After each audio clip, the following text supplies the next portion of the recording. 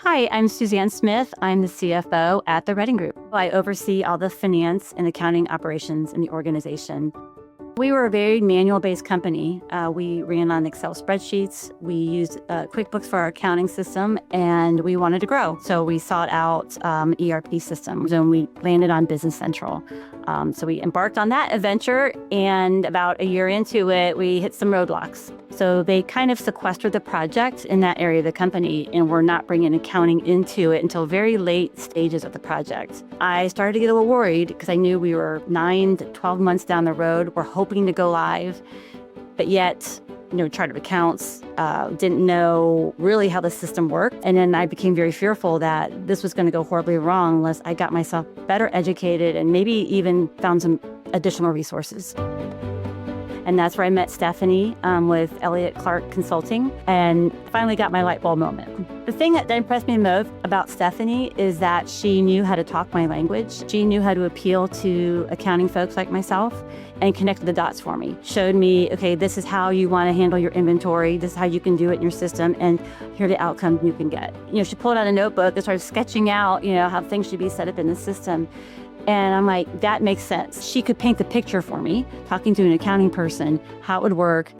The Elliott Clark assessment is a great product for a company that was in my situation. They look at how you have the system set up today, look at your business operations to make sure that the way you have the system set up is going to handle your business processes, mapping out some of our business processes, looking at how we're using BC, and then setting up the configuration and other things that need to be done to make sure everything would flow properly. And she was really quite masterful at coming in and looking at how we were doing things without stepping on any toes, which was really important to me.